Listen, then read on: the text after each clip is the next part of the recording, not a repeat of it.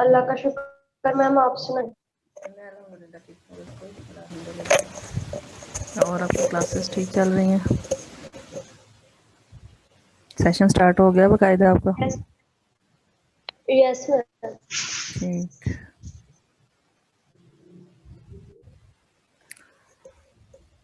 Student, last time मैंने आपके साथ एक पीडीएफ शेयर की थी।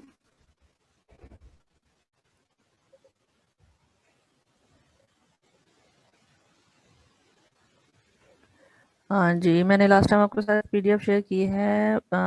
ये है बुक डॉक्टर मोहम्मद अमीन की, जनरल टोपोलॉजी की। है तो ये टोपोलॉजी की बुक, लेकिन इसमें जो एक चैप्टर है टोपोलॉजी से पहले, वो मैट्रिक्स से रिलेटेड है और वहाँ काफ़ी डिटेल में ये चीज़ें एक्सप्लेन की हुई हैं। ठीक है, इसलिए मैंने उसकी कुछ आपको सेंड की है, पिक्चर्स वगैरह। अगर आप में से कोई स्टूडेंट उसमें से ख़रीदना भी चाहता है तो ख़रीद सकता है, अदरवाइज़ यही चंद पेजेस हैं जो हमने करने हैं, या मे भी एक आधा और हो जो करना हो। ठीक है, तो मैंने आपसे कहा था कि आप वो एग्जांपल्स जो मैंने आपको करने के लिए दी थी उनको आप कीजिए।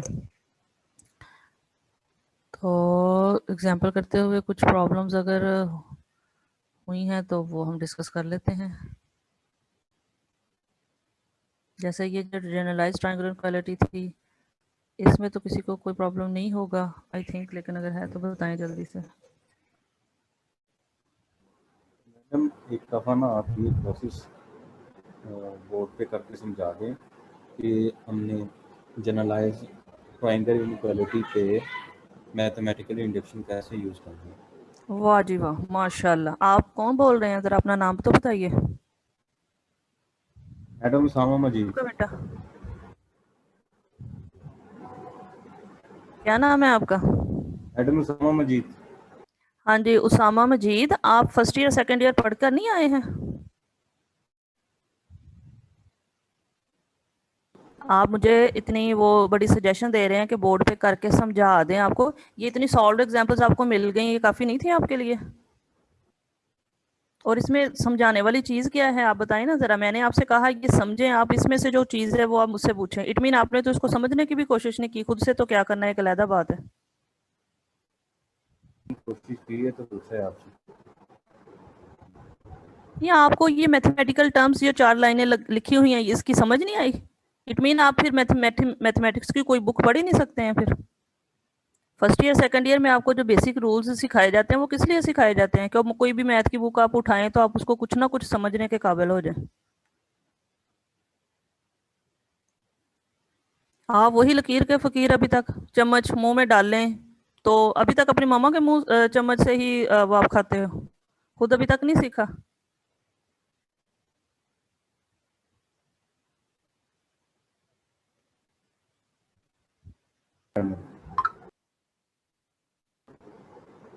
हाजरत अगर आप लोगों के ये हालात रहे तो फंक्शन एनालिसिस तो फिर पढ़ चुके आप। कि अगर आप ये इतनी छोटी सी चीज़ भी आप कहते हैं कि हमें समझा दें, वो भी बोर्ड पे समझा दें, फिर हमें समझ आनी है। वैसे आप में कोई चीज़ इस तरह से समझने के काबिल नहीं है कि मैथ की कोई बुक उठाएं और उसको समझ सकें, पढ़ सकें।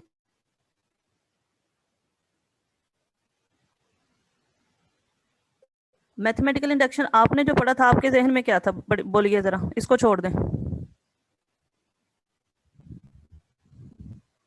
बोलिए।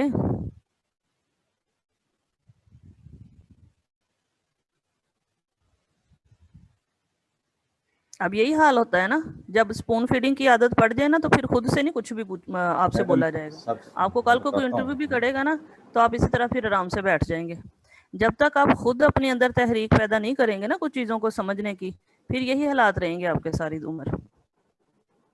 मैथमेटिकल इंडक्शन में आपने ये सीखा कि किसी भी मैथमेटिकल स्टेटमेंट को अगर बाय इंडक्शन प्रूफ करना है तो आप क्या करते हैं।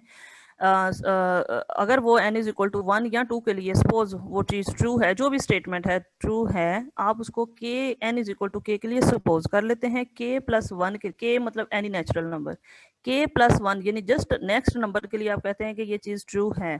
अगर k और k प्लस 1 दो कंसेक्टिव टर्म्स हैं, इनके लिए k के लिए सपोज करके k प्लस 1 के लिए प्रूफ करते हैं, तो इसका मतलब होता है कि वो हर नेचुरल नंबर के लिए वो चीज़ ट्रू है। ठीक है। तो यहाँ पर आपने इस जनरलाइज ट्रायंगुलर इक्वालिटी को चूंकि प्रूफ करना था कि ये किसी भी नेचुरल नंबर n के लिए ये सेटिस्फाई हो रही है, आपने 3 पॉइंट्स के लिए इसको M4 में जो मीट्रिक स्पेस की M4 है, फोर्थ कंडीशन है, वो उसकी एक्सियम है, यानी कि ये कंडीशन लाजमी ट्रायंगुलर इक्वालिटी जो है वो सेटिस्फाई होती है मीट्रिक फंक्शन में या डिस्ट्रेस फंक्शन में। अब आपने देखना ये चाह रहे हैं कि क्या ये सिर्फ 3 पॉइंट्स के लिए सेटिस्फाई होती है या कोई 4 या 5 पॉइंट भी अगर आप ऐड कर देते हैं तो यही इनइक्वालिटी सेम बरकरार रहेगी।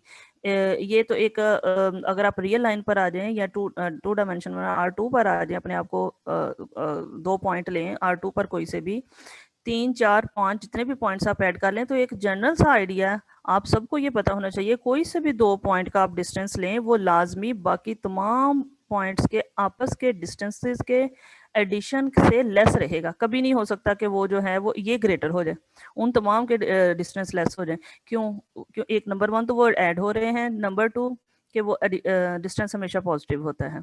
तो पॉजिटिव क्वांटिटीज का सम 2 का करेंगे, ठीक है, वो लाजमी ग्रेटर रहेगा। ये चीज़ है वहां पर आपने M4 में जो कही, लेकिन यहाँ पर आप प्रूफ करना चाह रहे हैं कि एक से ज्यादा 3 से ज्यादा पॉइंट भी अगर हैं तो ये चीज ट्रू होगी।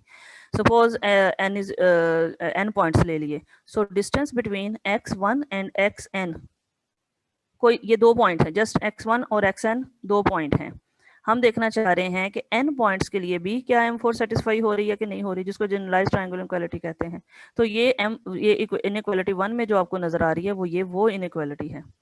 For n is equal to 3 ये ऑलरेडी ट्रू है, this inequality true by M4।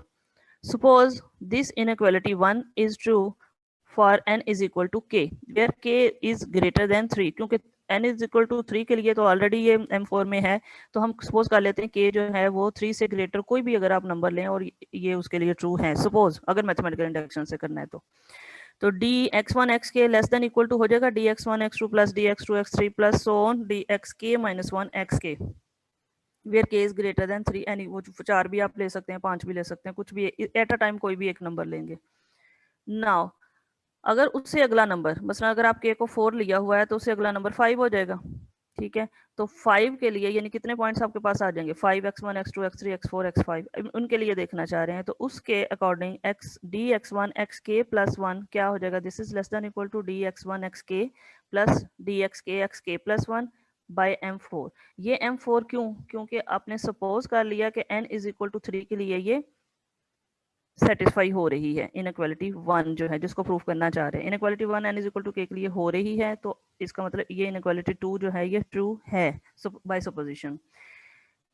अब अगर एक पॉइंट, ये कितने पॉइंट्स हैं, k पॉइंट्स हैं, अगर इनमें एक पॉइंट है अब आपके पास x1, एक है x2, अब इसमें अगर xk प्लस 1 एक और पॉइंट ऐड करते हैं तो इनके दरमियान का डिस्टेंस जो है bye M4 distance between x1 and xk plus 1 will be less than equal to distance between x1 xk plus dxk xk plus 1, यानी पॉइंट कौन सा आपने ऐड कर दिया यहाँ पर, xk, किन 2 पॉइंट्स के दरमियान, x1 और xk plus 1 के दरमियान। इस वक्त आपके पास 3 पॉइंट्स हैं, x1 xk और xk plus 1, इन तीनों के लिए ये बाय M4 ये इनइक्वालिटी सेटिस्फाई हो रही है, ठीक है, by definition of metric space हो गई।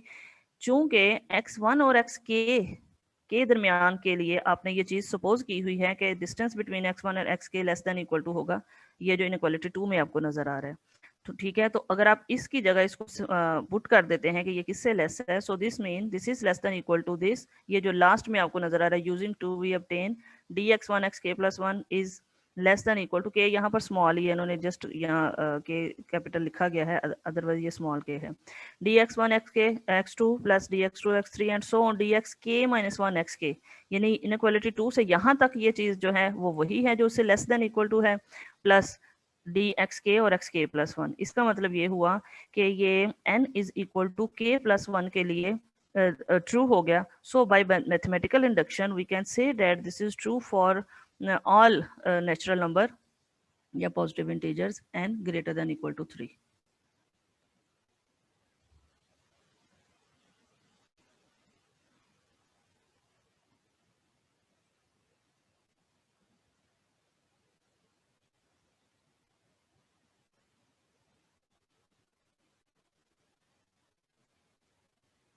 अब एग्जाम्पल 3 में आपको आप लोगों ने समझा क्या प्रॉब्लम आई आपको समझते हुए?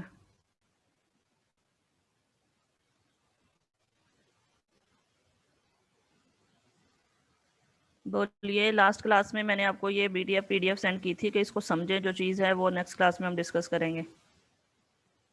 अगर आपको इसको समझते हुए कोई प्रॉब्लम मैम आई हो है तो गया सही। कौन कौन सा हुआ आपसे? मैम जो फर्स्ट क्वेश्चन है ना, उसके फोर्थ पार्ट M4 के अंदर क्या प्रोसेस किया उसने, डिस्क्रिमिनेट क्यों लगाया?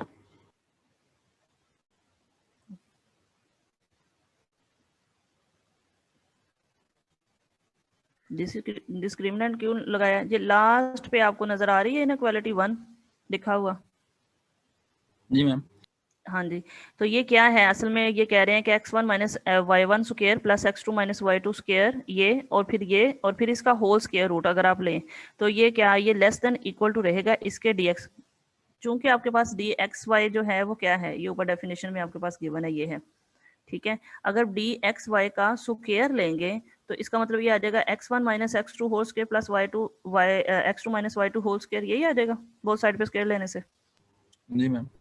ठीक है, ये वही चीज है कि अगर आप ये देखें लेफ्ट साइड पे क्या है, स्क्वायर रूट है ना, 1/2 है पावर। जी मैम। 1/2 है ना, और साथ में आपको क्या नजर आ रहा है, y1 minus z1 whole square plus y2 minus z2 whole square. ये क्या है असल में?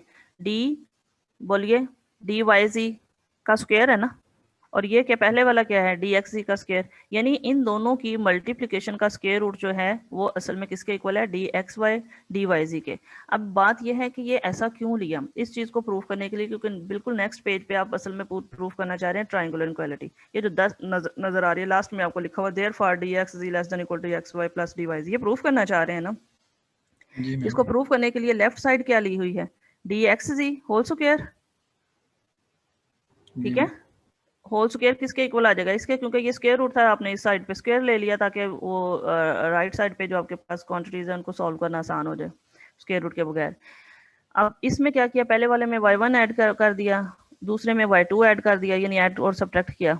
ठीक है, तो पहले वाले से आपके पास ये चीज आ गई, दूसरे वाले को अगर आपने उसको दोनों को, यानी इसका जो स्क्वायर है जब ओपन करते हैं, सबसे पहले तो ये किया ना कि इसमें y1 ऐड और सब्ट्रैक्ट किया, और जो दूसरी टर्म थी उसमें y2 को ऐड और सब्ट्रैक्ट किया। दो स्क्वायर क्वांटिटीज आ गई आपके पास, इन दोनों स्क्वायर क्वांटिटीज के स्क्वायर्स को ओपन कर दिया।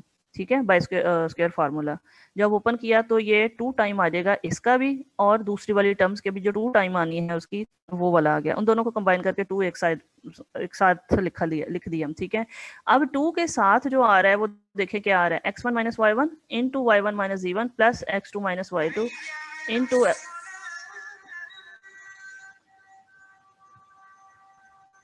y2 minus z2। ठीक है,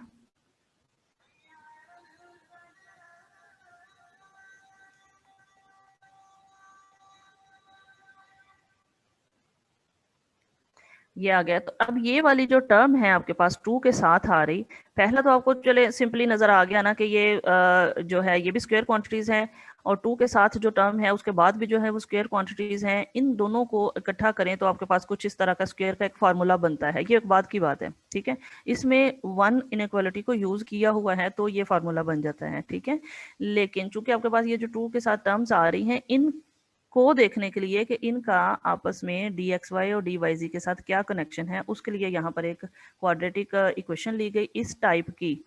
ठीक है, इस टाइप की एक इक्वेशन ली गई टी स्क्वायर में, कि जिसकी जाहिर सी बात है अगर इस टाइप की वो होगी, यानी उसका जो कॉफिशेंट है टी स्क्वायर का वो इस तरह का हो, और उसकी जो कांस्टेंट टर्म्स है वो इसी तरह, दोनों स्क्वायर क्वांटिटीज है ना, देखिए आप गौर से, स्क्वायर क्वांटिटीज का सम है कॉफिशेंट टर्म में भी और कांस्टेंट टर्म में भी। ठीक है, जी मैम। तो इसके बाद जो t के साथ t का कॉफिशेंट होगा वो क्या हो जाएगा, 2 टाइम ऑफ दिस होगा। एक्चुअली अगर आप देखें इसकी राइट साइड जो है वो एक स्क्वायर है, इन दो मतलब एडिशन है 2 स्क्वायर क्वांटिटीज की। ठीक है, 2 स्क्वायर क्वांटिटीज का सम है, इसको सॉल्व किया हुआ है तो लेफ्ट साइड आ रही है। ठीक है, तो लेफ्ट साइड में आपके पास ये आ रहा है, नजर आ रहा है 2x1 y1 x2 y2। ठीक है, तो ये एक्चुअली वो उसके साथ हमारा जो मैम जी मैम अगर हम ये ना करें टी स्क्वायर वगैरह, अगर हम सिंपल समेशन ले लें, कैसे, मैम फॉर एग्जांपल इसी प्रॉपर्टी के लिए हम इस तरह कर लेते हैं कि summation i is equal to 1 से 2 और x i minus y i कर लें, ऊपर उसका स्क्वायर और होल का अंडर रूट, और फिर इसी के अंदर हम z i जो है उसे सब्जेक्ट और ऐड कर लें। ठीक है, तो मैम इससे भी फिर ठीक होगा? वो फिर स्क्वायर रूट आ जाएगा ना। स्क्वायर रूट में तो फिर आपको ये देखना होगा कि मैम फिर मतलब हम आपने अगर उसी तरह फिर स्क्वायर रूट के अंडर ही उन्हें सेपरेट कर लें। आप इसको कीजिए, किया आपने? ये किया मैंने। आप इसको मेरे साथ शेयर करें, मैं देख लूंगी अगर उसको जो आपने स्टेप्स किए हुए हैं अगर सारे वो स्टेप जी मैम। ठीक है तो ठीक है। जरूरी नहीं होता किसी भी चीज को सॉल्व करने का बस एक सिर्फ ओनली एक ही जी मेथड मैम होता है। बिल्कुल। ठीक हो गया ना, तो वो अगर उसमें वो सारे स्टेप्स आपके ठीक हैं तो ठीक है, आप उस तरह से कर सकते हैं। तावक्त के ओके उसमें कोई और मैथमेटिकल स्टेटमेंट जो है वो डिससेटिस्फाई ना हो रही हो जो हम जी प्रूव मैम। कर रहे होते हैं। ठीक है, तो वो ओके ठीक मैम। है, फिर वो प्रूफ भी चलता है। Okay ma'am. हाँ, वो शेयर करें तो वो फिर मैं चेक कर लूंगी, तो उस तरह से भी कर सकते हैं। एक ओके मैम जस्ट मैं अभी यहाँ पर करती यूं समझ लें कि आप इस चीज को ये जो क्वाड्रेटिक फार्मूला इन टी है ये इन्होंने पहले कर दिया है। अदरवाइज आपका असल में यही काम है कि ये आपने डी एक्स का स्क्वायर किया, इसको सॉल्व आउट किया तो आपके पास ये टर्म आ गई 2 के साथ। अब इसको देखना चाह रहे हैं कि इसका कनेक्शन जो है वो क्या, क्योंकि हम देखना ये चाह रहे हैं कि इसका ये जो डी एक्चुअली तो हम क्या चाह रहे हैं असल में, ये देखें अगर आप इसमें जो यूजिंग 1 लिखा हुआ है इसके ऊपर जो लाइन है, ठीक है, इसको अगर आप देखें यहाँ पे मेरा कर्सर तो नहीं नजर आ रहा, पॉइंटर नजर आ रहा है? हाँ, पॉइंटर नजर आ रहा है आपको? No ma'am. हाँ, तो पॉइंटर नहीं, इसमें यही मसला बनता है इस पीडीएफ में कि ये पॉइंटर नहीं नजर आता, बहरहाल ना इसका वो हाईलाइट होता है। तो यूजिंग 1 में से ऊपर ये बिल्कुल जो साथ ऊपर लाइन है इसमें आप देखें अगर ये वाली जो साइड है ये क्या चीज बन रही है, x1 minus y one square plus x two minus y two square. ठीक है, इसी तरह से 2 के साथ बाद वाली जो है इन सब को कंबाइन करके एक्चुअली ये फार्मूला बन रहा है D X Y plus D Y G का होल स्क्वायर। एक्चुअली ये बनेगा अगर आप पीछे की तरफ चलें तो ये बनेगा 2 टाइम ऑफ दिस, और ये जो ऊपर बनेगी और ये जो 2 एक्स वाई और डी एक्स वाई और डी वाई जी है इसका, और ये जो ऊपर क्वांटिटी आ रही है 2 के साथ, इन दोनों का आपस का देखना चाह रहे हैं कि क्या है, कौन किससे लेस है या ग्रेटर है। तो उसकी वजह से ये जो डिस्क्रिमिनेंट फार्मूला यहाँ पे यूज किया गया है। ठीक है, तो डिस्क्रिमिनेंट आपको पता है क्वाड्रेटिक इक्वेशन का या तो 0 के इक्वल होता है या ग्रेटर देन 0 होता है या लेस देन 0 होता है। ठीक है, तो लेस देन 0 का मतलब ये होता है कि वो एक्स एक्सिस को जो है वो ग्राफ उसका टच ही नहीं कर रहा, बिल्कुल ऊपर है, उसका पॉजिटिव है। ठीक हो गया, तो उस वक्त ये नेगेटिव होता है डिस्क्रिमिनेंट जो है ना, यानी b square minus 4ac less than 0 होता है। और ये देखें ये भी स्क्वायर क्वांटिटीज हैं तो पॉजिटिव हैं। इस टाइप असल में इस टाइप की जो क्वाड्रेटिक इक्वेशन होगी ना उसका डिस्क्रिमिनेंट लेस देन 0 होता है। ये जैसे आपको नजर आ रहा है कि कॉफिशेंट भी इस टाइप के हों, कांस्टेंट टर्म भी इस टाइप की हो और टी स्क्वायर का कॉफिशेंट भी, तो हमें कंफर्म होता है कि ये जो है लेस देन 0 होगा, क्या, बी स्क्वायर माइनस 4ac। तो इस वक्त बी स्क्वायर क्या बनेगा, बोलिए, 2 इंटू ये जो ब्रैकेट के अंदर टर्म आ रही है ये इसका स्क्वायर मीन्स 4 टाइम आ जाएगा x1 y1 इंटू ये सारी टर्म जो है इसका स्क्वायर माइनस 4ac। 4a क्या है इस वक्त, a जाहिर सी बात है यही है जो टी स्क्वायर का कॉफिशेंट है। ठीक है, c किसको कहते हैं, कांस्टेंट टर्म को आप बोलते हो।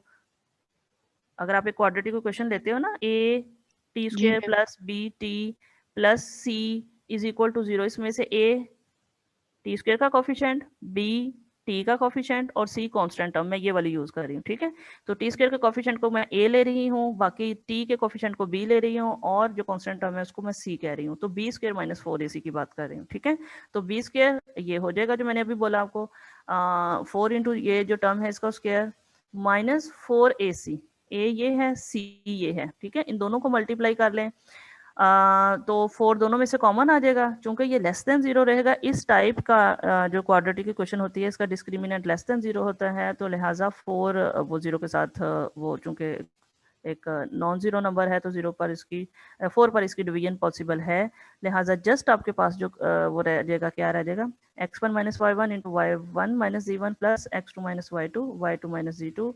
और यहाँ पर जी अच्छा जी, वालेकुम सलाम। ठीक है, मैं थोड़ी देर तक आपके पास आती हूँ। ठीक है। तो ये बी स्क्वायर माइनस 4ac हम इसको एवेल्यूएट कर रहे थे तो जो 4ac वाली टर्म है वो जारी सी बात है वो ये हो जाएगी, और यहाँ जो स्क्वायर है वो इस साइड पे क्या हो जाएगा, स्क्वायर रूट बन जाएगा। तो इस स्क्वायर रूट की वजह से ये जो क्या बना, ये दोनों dxy और dyz टर्म आ गई है। अगर आप इसको इस तरह से करना चाहेंगे तो ये ऐसे करेंगे जैसे, लेकिन अगर वो आपकी जो क्लास फेलो है वो अगर आप कहती हैं, क्या नाम है आपका बेटा जो आप कह रही थी मैंने किया है सॉल्व? मैंने वो सेंड कर दिया ग्रुप में, आप प्लीज चेक कर ली। ठीक है, आपका नाम तो बोलिए। मैम इकरा ताहिर। इकरा चले मैं इकरा का चेक करती हूँ। तो अदरवाइज ये जो है आप क्वाड्रेटिक फार्मूले की ये वाली जो कह लें कि हेल्प है, इसकी हेल्प से इसको जो है वो सॉल्व कर रहे हैं। Okay ma'am. बहरहाल अगर आप ये करते हैं तो इस तरह से आपके पास ये सारी जो है dx z less than equal to हो जाता है dxy प्लस dyz के। इट मीन के ये जो ट्राइंगुलर प्रॉपर्टी है, ट्राइंगुलर इक्वालिटी है, ये सेटिस्फाई हो रही है by d। So this d is called metric, and this is a special d, it is called usual metric or Euclidean metric on R square। तो आर स्क्वायर पर जैसे ही आपने एक एग्जांपल 3 में देखा है, 3 तरह की मीट्रिक डिफाइन है। किसी भी ये सेट पर एक से ज्यादा मीट्रिक भी डिफाइन की जा सकती हैं। मतलब मीट्रिक तो जस्ट एक फंक्शन है ना, फंक्शन डिफाइन कर सकते हैं। फंक्शन तो आप खैर किसी सेट पर कई तरह के डिफाइन कर सकते हैं, लेकिन उनमें से जो मीट्रिक की कंडीशन को सेटिस्फाई करेंगे तो वो मीट्रिक फंक्शन कहलाएंगे।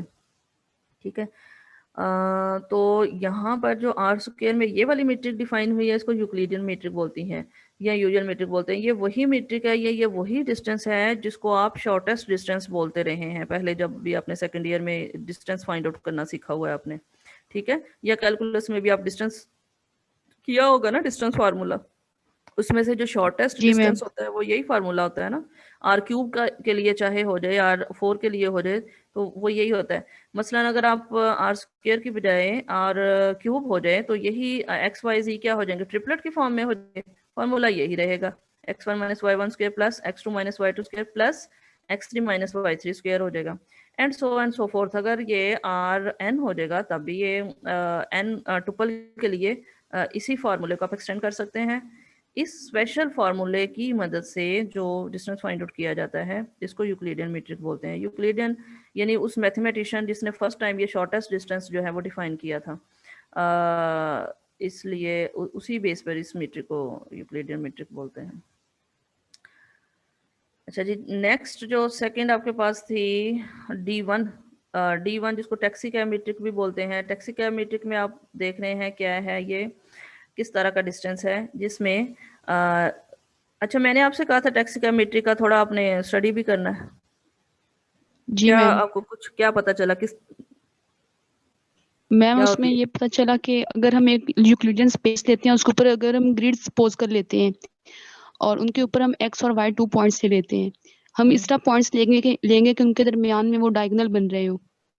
तो अगर वो हम डायगोनल को देखेंगे तो हम उसको सपोज नहीं करेंगे, हम हॉरिजॉन्टल और वर्टिकल डिस्टेंस को सपोज करके ये बनाएंगे। उसके ऊपर मैम हम मीट्रिक को प्रूव करेंगे तो वो फिर हमारे पास मीट्रिक स्पेस बन जाएगा। ठीक, मैं इधर एक बोर्ड भी,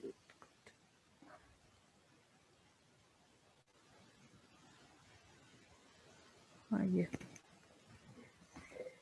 मतलब कहने का मतलब ये है कि अगर आपके पास 2 पॉइंट हैं और R2 में है, यानी 2 ये पॉइंट है, सपोज R2 में एक ये पॉइंट है, तो इसमें इस पॉइंट से इस पॉइंट पर पहुंचने का एक तो ये सिंपल वे है ना, शॉर्टेस्ट डिस्टेंस, कि आप इस पॉइंट से इस पॉइंट पे चले जाएं। ठीक है, दूसरा क्या है कि आप इस पॉइंट से पहले हॉरिजॉन्टली कुछ डिस्टेंस कवर कर लें, ठीक है, फिर कुछ वर्टिकली डिस्टेंस कवर कर लें। ठीक है, सपोज आप ये जो पॉइंट है अगर आप इसको यू और वी पहले लिख लिया और फिर आप यू इस ये कह देते हैं, और ये वाला पॉइंट जो है वो आपके पास और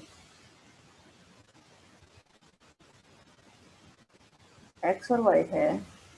ठीक है, तो और अगर सपोज हॉरिजॉन्टल डिस्टेंस को आप एक्स एक्सिस ले लेते हैं, वाई वर्टिकली को आप वाई एक्सिस सपोज कह देते हैं, तो आपको पता है कि ये जो भी आपके पास हो ये अगर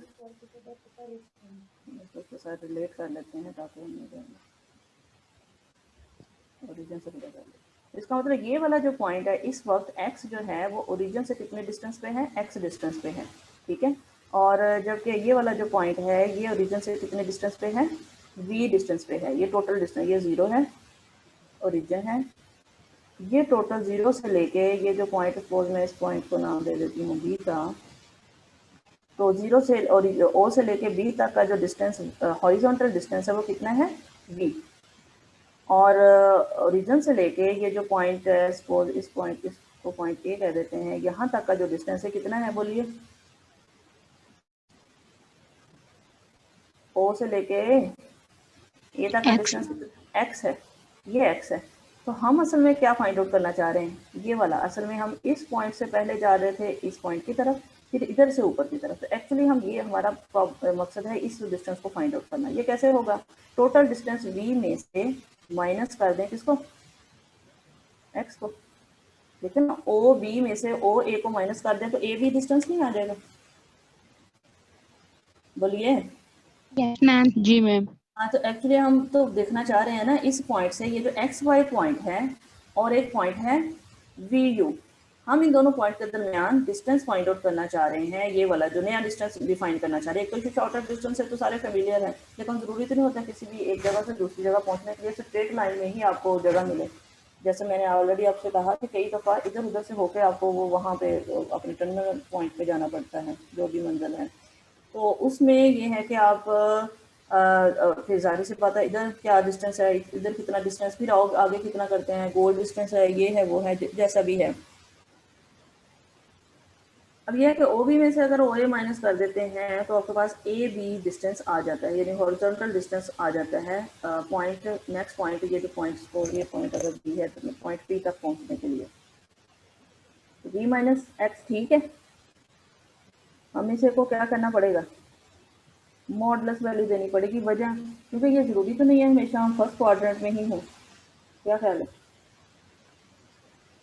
यस मैम। ऐसा पॉसिबल है ना कि एक पॉइंट आपका कोई थर्ड क्वाड्रेंट में हो और एक पॉइंट आपका जो है वो फर्स्ट में हो, या एक थर्ड में है और दूसरा फोर्थ में है, ठीक है, दोनों नेगेटिव भी हो सकते हैं। तो डिस्टेंस फार्मूला अगर आपने डिफाइन करना है तो उसको पहले नंबर पे तो पॉजिटिव रखना जरूरी होता यस है, मैम। ठीक है।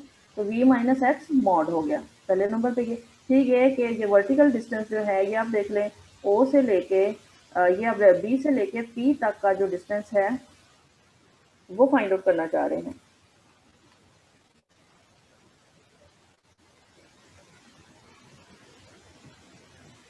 ठीक है, तो क्या करेंगे इसमें से, बोलिए। u में से माइनस कर देंगे y को y को। मॉडुलस होगा सर। ये आप देख रहे हैं कि y जो है वो थोड़ा सा नीचे है। जैसे सपोज मैं, अगर ये हॉरिजॉन्टल लाइन मेरी ज़्यादा ही करीब आ गई, मतलब अगर मैं ऐसे चल रही हूँ इसको ये लेके, और ये है ये, तो आपका जो है, यानी इतना जो डिस्टेंस है ये यहाँ से लेके यहाँ तक का डिस्टेंस ये y था, और यहाँ से लेके यहाँ तक का डिस्टेंस v था। तो लिहाजा ये क्या आ जाएगा,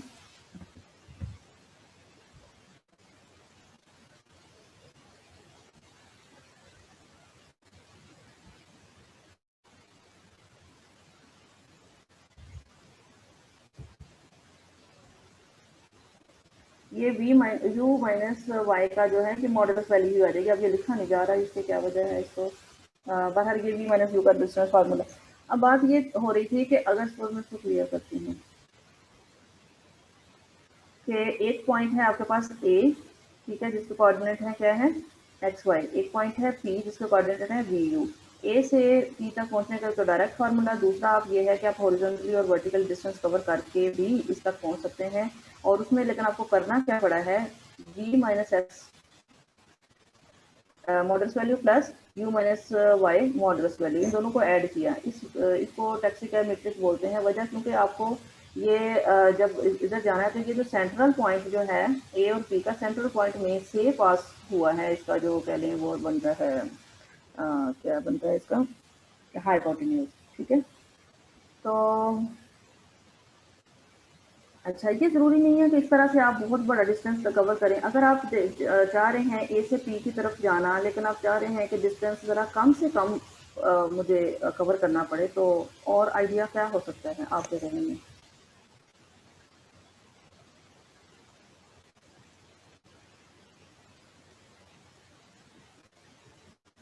बोलिए।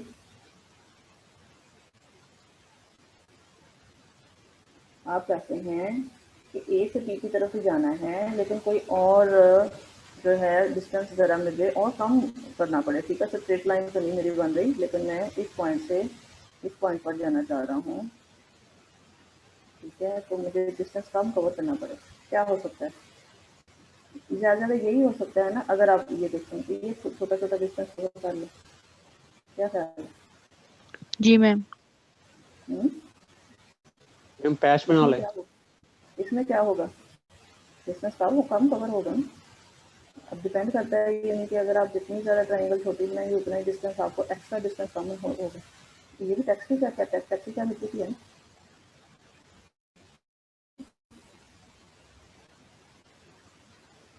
यानी एक तो आपने ये किया ना कि डायरेक्ट यहाँ से इतना कवर किया, फिर इतना कवर किया, एक ही सबसे डिस्टेंस कवर करके नहीं चलेगा। ये भी टैक्सी का मेथड तो हॉरिजॉन्टली थोड़ा थोड़ा, जैसे आप उसमें करते थे डेफिनेट एंड इंटीग्रल में, जब area and delta curve find out करते थे बाय डी सम, क्या करते थे? रेक्टेंगल्स बनाते थे ना कि एक तो पॉसिबिलिटी ये जी थी मैम। कि रेक्टेंगल आउटसाइड से बनाई जाए, एक पॉसिबिलिटी थी ये थी कि उसके इनसाइड से बनाई जाए। ज़ाहिर जब आप बाहर से बनाते थे तो आपको कुछ एक्स्ट्रा एरिया, जो एरिया अंदर का कर्व नहीं था लेकिन वो बाहर का एरिया था, वो ऐड हो जाता था, ऐसे ही है। और अगर आप छोटी रेक्टेंगल कर्व के अंदर बनाते हैं तो वो ऐसा इतना एरिया जो शामिल था वो भी निकल जाता है, क्योंकि अगर आपने रेक्टेंगल बनानी है, सम करना है टोटली प्रोसेस से, तो फिर उसमें से कुछ ना कुछ माइनस भी होता है, तो एरर रहता है उसमें, ठीक है। तो एरर को कम करने के लिए क्या करते थे? रेक्टेंगल्स की विड्थ को कम लेते थे, ऐसा ही था ना। जी मैम। जितनी आप कहते हैं कि रेक्टेंगल की विड्थ कम लेंगे आप, उतना ही आपके पास एक्यूरेट एरिया फाइंड आउट हो जाएगा बाय यूजिंग रीमन सम फार्मूला, ठीक है। तो यहाँ भी तकरीबन वही प्रोसेस है कि अगर आप ये करते हैं तो आपको देखिए जरा छोटी लेंगे, अगर आप थोड़ा थोड़ा डिस्टेंस कवर करेंगे तो आपको जो है वो डिस्टेंस जो है वो कम कवर करना पड़ेगा। अच्छा, एक ये और एक इस तरह से भी आप कर सकते हैं कि यहाँ गए, ठीक है।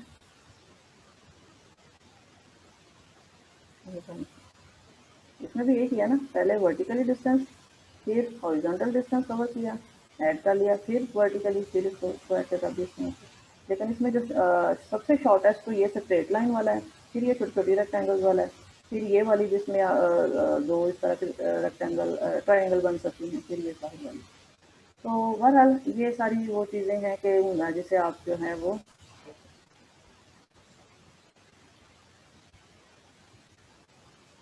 मेरा ख्याल है, जब टाइम आ रहा है आउट होने का, तो आप ना इसी को दोबारा ज्वाइन कर लें, ठीक है। मैं ज्वाइन करती हूँ, आप दोबारा ज्वाइन करें।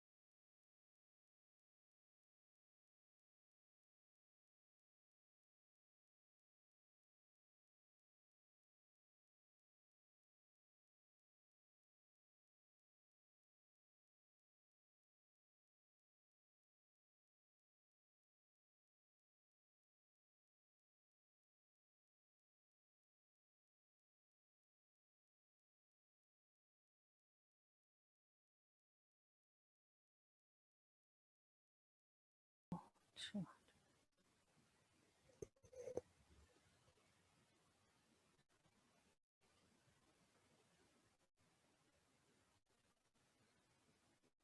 तो फिर तो इसका मतलब इसमें ने जो दोबारा क्लास ज्वाइन की है, तो इसमें कुछ भी नहीं आपको सुना होगा। जी मैम।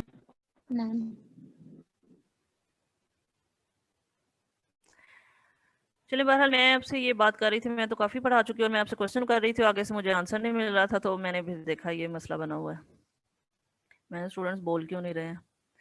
अच्छा, बहरहाल स्टूडेंट्स, ये D2 XY मीट्रिक जो थी, मैं कह रही थी आपसे कि ये maximum of x1 minus y1 mod x2 minus y, यानी हॉरिजॉन्टल डिस्टेंस और वर्टिकल डिस्टेंसेस में से जो एक मैक्सिमम होगा उसी को ही कंसिडर करके जो है उसको एज अ डिस्टेंस दो पॉइंट्स के दरमियान का कंसिडर कर लिया गया है इस डेफिनेशन में, ठीक है। तो चूंकि ये दोनों पॉजिटिव क्वांटिटीज है, इट मीन जब हम कह रहे हैं मैक्सिमम ऑफ दिस और दिस, इट मीन को एट अ टाइम तो कोई एक ही नंबर होगा, ठीक है, या x1 माइनस y1 या x2 माइनस y2। जी मैम। ठीक हो गया, which is non negative in either case, so this d2xy is greater than equal to 0। ठीक हो गया। फिर इसी तरह से m2 है, if d2xy is equal to 0 then maximum of this and this is equal to 0, इसका मतलब है। ठीक है। जी मैम।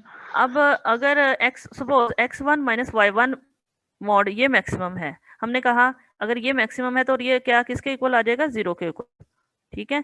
अब अगर मैक्सिमम ही 0 हो जाता है और हम कहते हैं मैक्सिमम 0 है और मैक्सिमम जो है वो x1 माइनस y1 मॉड है, जबकि x2 माइनस y2 मॉड जो है वो इससे कम है, इसका जो ये वाला जो मॉडल्स वैल्यू है ये इससे कम है x1 माइनस y1 मॉड से, लेकिन मैक्सिमम 0 ले लिया। अब अगर मैक्सिमम 0 है तो दूसरा तो ऑटोमेटिकली 0 नहीं हो जाएगा, जी मैम। क्योंकि 0 से कम तो वो हो नहीं सकता। जी मैम, क्योंकि मैम वो फिर मैक्सिमम की अगर 0 हो जाता है तो फिर वो ऑटोमेटिकली उसे भी 0 कर देगा। उसको भी 0, वो 0 हो जाएगा क्योंकि हम कह रहे हैं मैक्सिमम जी 0 है। मैम। मैक्सिमम 0 है तो जो मैक्सिमम से कम था अब उसने तो 0 होना ही होना, क्योंकि अब 0 से छोटा तो हो नहीं सकता, पॉजिटिव क्वांटिटी है ना, पॉजिटिव क्वांटिटी अब 0 जी से कम मैम। तो नहीं होगी। ठीक है ना, since both x1 minus y1 mod and x2 minus y2 mod are non-negative and if the maximum of these two number is 0 then so is the other। ठीक है, वजह वही कि दूसरा तो नेगेटिव तो अब हो नहीं सकता, तो सारा फिर दूसरा भी वो यही होगा। Hence x1 minus y1 mod x1 minus y1 mod 0 है, x2 माइनस y2 mod 0 है, मीन तो नंबर 0 आ जाएंगे, क्योंकि मॉडुलस वैल्यू का मतलब क्या होता है, लेंथ, यही होता है ना, जी मैम। लेंथ होती है ना, तो लेंथ 0 हो गई है तो इसका मतलब क्या है, और 0 वेक्टर की लेंथ 0 हो सकती है ना, तो x1 minus y1 0, x2 minus y2 0, mean x1 is equal to x2 y1 and so on, this implies that x is equal to y। तो 2 पॉइंट इक्वल आ गए, अगर आप डिस्टेंस को 0 लेते हैं तो पॉइंट सेम आ जाते हैं ना, अगर पॉइंट सेम ले लें तो इसका मतलब ये होगा कि ये पॉइंट सेम होने की वजह से x1 y1 के इक्वल है, x2 y2 के इक्वल है। ठीक हो गया, इसका मतलब कि जी d2 मैम। xy मैक्सिमम ये है। अब अगर x1 y1 है तो आप ज़्यादा लिख सकते हैं, यहाँ पे y1 is equal to x1 लिख दिया, y2 yes minus ma'am. y2 हो गया, इससे तो 0 हो गए, मतलब 0 और 0 का मैक्सिमम क्या होगा, 0 ही होगा ना। जी ठीक मैम। हो गया, नहीं यस जी मैम। मैम। मसलन क्या किया, यहाँ पर पॉइंट सेम लिए, पॉइंट सेम लेने यस। से उनके वो सेम आ गए, एक्स एक्सिस वाई एक्सिस। ठीक है, पुटिंग कर दी इसमें फॉर्मूला में, पुटिंग करने से तो आपके पास x1 माइनस y1 मॉड आ गया, मीन 0, यहाँ भी 0, तो इन दोनों का जो मैक्सिमम है वो 0 ही होगा। इसका मतलब point 0 if and only distance is 0 if and only point are same. Okay, yes. इसी तरह से आप d2 xy जो इसका मैक्सिमम लेते हैं, यानी हम 3 प्रूफ करने के लिए, उसमें भी चूंकि मॉडुलस वैल्यू है वो इजीली जो सिमेट्रिक प्रॉपर्टी सेटिस्फाई हो जाएगी। M4 में देख लें, आप इसको देखिए, पढ़िए M4 को।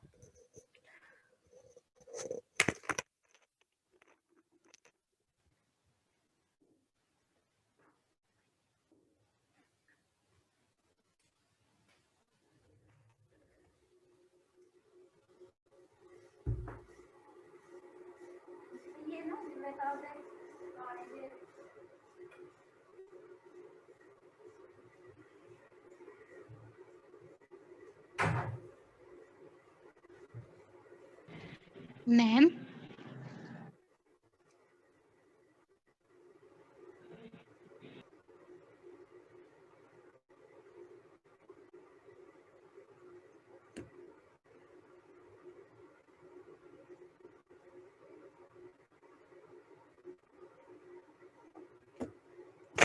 हाँ जी, हो गया। मसलन आपने इन दोनों में से d2 xy है, मैक्सिमम लेना है, दोनों में से कोई भी एक मैक्सिमम ले लें। y1 माइनस x1 यहाँ ले लिया गया, लेकिन आप दूसरा भी ले सकते हैं। इसी तरह से जी मैम। d2 yz में से कोई एक मैक्सिमम ले लिया, लिख लिया। d2 xz में से एक मैक्सिमम सपोज कर लिया, ये है। अब अगर x1 माइनस z1 लिया होगा, अगर सपोज आपने x2 माइनस z2 लिया होगा तो उसके अकॉर्डिंग देख लीजिएगा। ठीक है, अगर ये है तो इसमें आपने इसमें y1 को ऐड और सब्ट्रैक्ट कर दिया, सेपरेट हो गए दोनों के मॉड। ठीक हो गया। अब चूंकि जी मैम। ऊपर कहा हुआ है कि जो है d2 xy में से जो y1 माइनस x1 है वो मैक्सिमम है, इसी तरह से अपने d2 yz में से कहा हुआ है y2 माइनस z2 मैक्सिमम है। अगर y2 माइनस z2 मैक्सिमम है, इसका मतलब y1 माइनस z1 क्या मिनिमम होगा, कम होगा उससे। ठीक है ना? मैम यहाँ से दोबारा बता दें। क्या हुआ?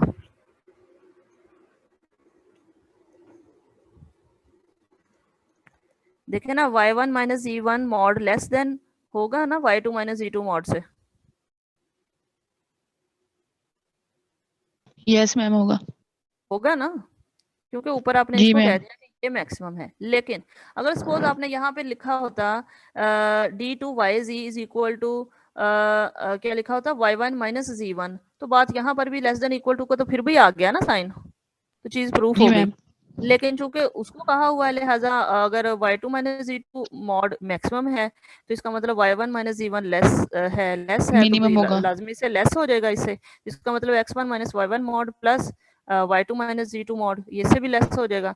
लेस होने की वजह जी से ये आपके पास d2 xy और d2 yz आ गया। ठीक हो गया। So yes that ma'am. Meaning, अच्छा ये एक लिया था ना कि आपकी मर्जी, आपने इसमें से किसी को भी एक को चूज कर लिया, लेकिन बाकी केसेस जो हैं वो भी सिमिलर मैनर में इसको प्रूफ किए जा सकते हैं। सो उनको अलग-अलग जी प्रूफ मैम। करने की जरूरत नहीं है। सो बात मैम इसी जिस तरह तरह की है कि प्रीवियस क्वेश्चन हमने किए हैं वो भी इसी मेथड पे ही है। जी मैम प्रीवियस क्वेश्चन जिस मेथड से हो रहे हैं ये भी उसी से हो सकते हैं, ट्रायंगुलर इनइक्वालिटी वाला। नहीं नहीं, इसमें तो आपने एक को मैक्सिमम लेना है ना। वहाँ पिछले वाला जी क्वेश्चन मैम। तो ये था ना कि आपने जस्ट एक पॉइंट ऐड किया और वो मॉड सेपरेट हुए तो अलग-अलग ये आ गई। लेकिन जी इसमें मैम। ये है कि चूंकि कोई एक मैक्सिमम होगा, कोई एक मैक्सिमम सपोज करना पड़ेगा आपको हर दफा। ठीक हो गया। ठीक है ना, हर एक में 3 है ना, ये ठीक है मैम। d2 xy है, फिर एक दफा d2 yz है, एक दफा d2 xz, ये 3 है ना आपके पास डिस्टेंसेस, 3 पॉइंट्स के दरमियान 3 डिस्टेंसेस आ रहे हैं। ठीक है, लेकिन ओके उसकी मैम। डेफिनेशन के अकॉर्डिंग 2 रियल नंबर हैं जिनमें से आप कह रहे हैं एक मैक्सिमम होगा, या हॉरिजॉन्टली या वर्टिकली। ठीक है, हर दफा आपको कोई एक तो फिर चूज करना पड़ेगा हर एक के लिए। ठीक है, तो लेकिन जो भी आप करें, जैसे ये एक प्रूफ हो गया, इसी फैशन में जो है वो बाकी भी प्रूफ हो सकते हैं। इसलिए अलहदा से उसको प्रूफ करने की जरूरत नहीं पड़ेगी। वजह क्योंकि कोई उनको प्रूफ करने के लिए कोई नया मेथड यूज नहीं करना पड़ना, इसी तरह से ही हो जाना जी जैसे मैम। ये। सो दस d2 satisfy triangular inequality। Remark देख लीजिए, the above example shows that a set can be given more than one metric. ठीक है, जैसे अभी हमने ऊपर बात की थी, a set with distinct metrics can be made into distinct metric spaces although the underlying set remains the same। ठीक है, तो किसी भी एक सेट पर एक से ज्यादा फंक्शन डिफाइन किए जा सकते हैं। फंक्शन तो कई डिफाइन किए जा सकते हैं, बल्कि यहाँ पे क्या है, मीट्रिक फंक्शन जो कि एक दूसरे से डिस्टिंक्ट होंगे वो भी डिफाइन किए जा सकते हैं। In this case, so thus d2 r2d r2d1 r2d2 are all distinct matrix spaces with the same underlying set r2। अब ये जो d1 d2 three matrix matrices या मैट्रिक भी इसको बोलते हैं, मैट्रिक डिफाइन की हैं, ये R2 के लिए की हैं, R3 के लिए भी सिमिलरली आप कर सकते हैं, R4 के लिए भी, एंड सो ऑन Rn के लिए। ये सारी यस। इसी तरह से ही हो सकती हैं। ठीक है, जस्ट होगा क्या इसमें जो है, अगर वो ट्रिपलेट होगा तो यहाँ जैसे x1 माइनस y1 कर रहे हैं ना, क्या होगा, मैम ऑर्डर ये पेयर बढ़ वाली जाएंगे। नहीं होगी, इससे पीछे वाली ये जो है,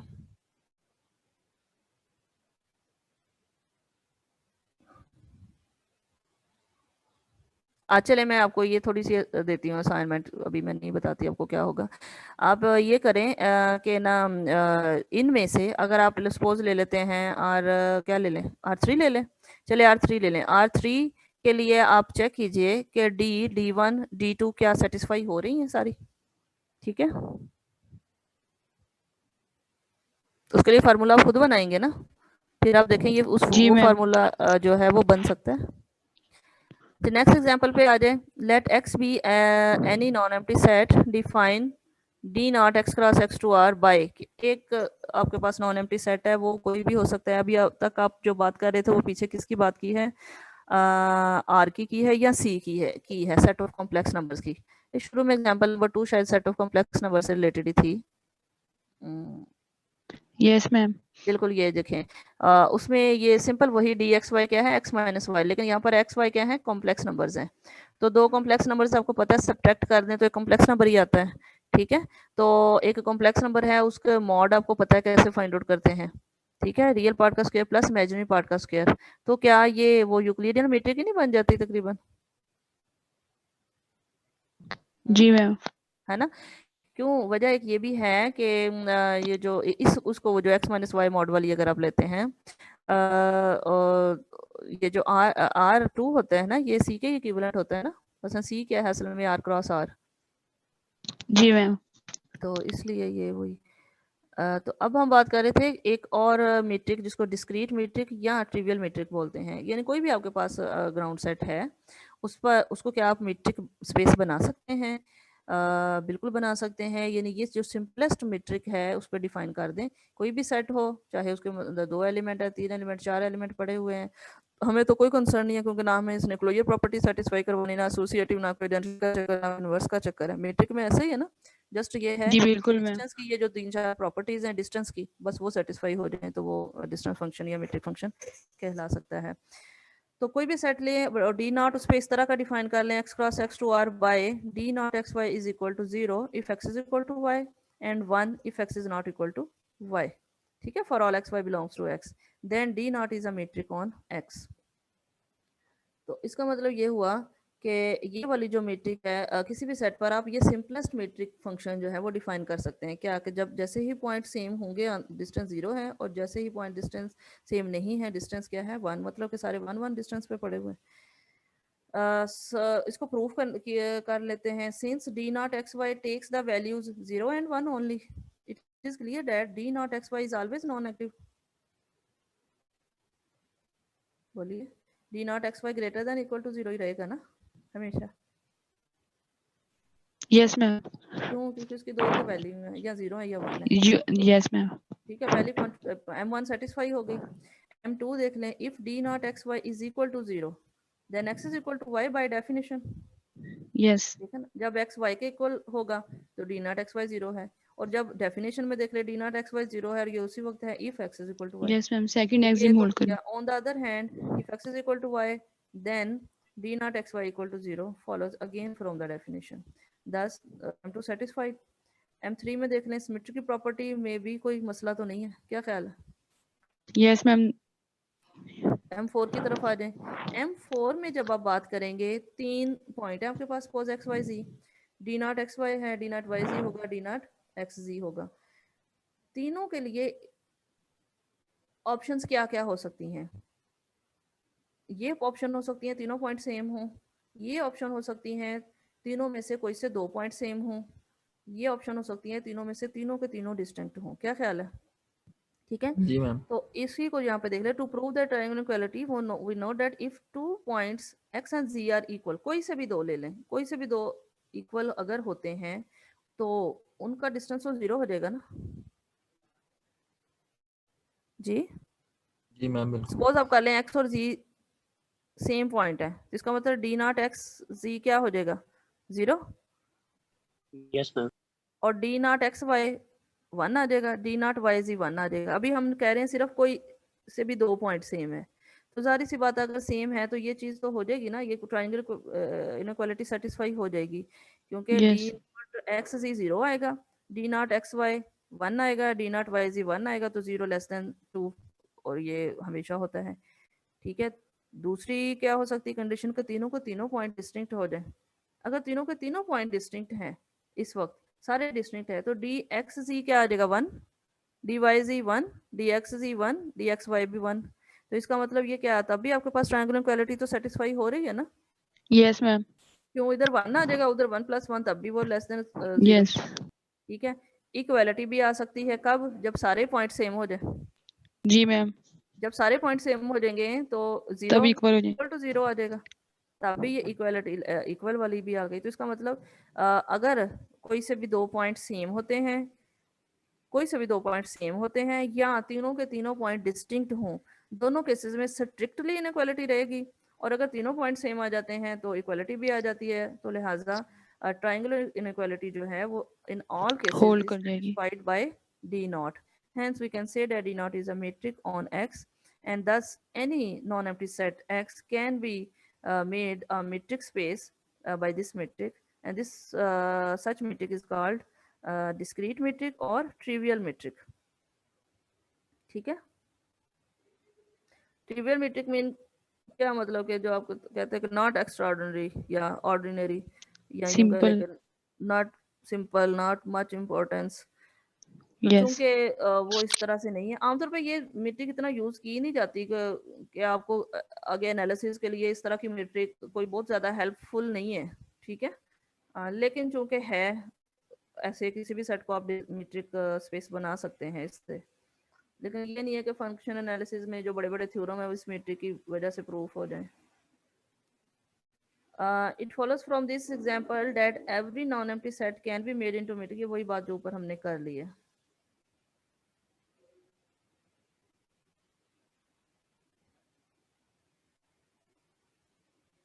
अच्छा, टाइम हो चुका है आपकी क्लास का। नेक्स्ट चलिए ठीक है, हम यहाँ जी तक ही मैम, क्विट करते हैं, फिर इंशाल्लाह नेक्स्ट करते हैं। ओके, अल्लाह हाफिज। अच्छा, आपने करना अल्लाह क्या है, हाफिज जो मैम। नेक्स्ट पेजेस है ना जी मैम, वो आपने पढ़ने हैं। कहाँ तक पढ़ने हैं आप पढ़ने का आपका ये फायदा होता है। अब देखिए, मेरा बेटा 9th क्लास में है और उनके स्कूल में ना उनको को रोजाना फिजिक्स भी, केमिस्ट्री भी और जो भी पढ़ाते हैं ना 5-6 पेज दे देते हैं कि पढ़ के आने हैं, कल हमने डिस्कस करने हैं।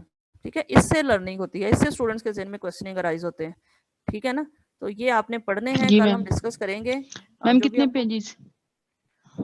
बिल्कुल, आप कितने पेजेस कर सकते हैं, चले मैं आपको जरा थोड़ा सा इसका आइडिया लगा के ना कि आप कितना कर सकते हैं। अच्छा, आपको 2 दिन तो छुट्टी है, कल तो नहीं है कोई, है ना आपकी? जी मैम। ठीक है, आप ना 47 पेज तक करना है। कौशिश वाज ओके ने मैम। से लेके ये कौशिश वाज है 44 पे, जी मैम। 44, 45, 46, 47 ये आपने देखना है, इसको समझने की कोशिश करनी है कैसे किया हुआ है। तो बाकी हम क्लास में भी डिस्कस करेंगे इसको। ठीक है, ओके, ओके अल्लाह मैम। हाफिज। अल्लाह ओके हाफिज मैम, मैम। अल्लाह हाफिज मैम।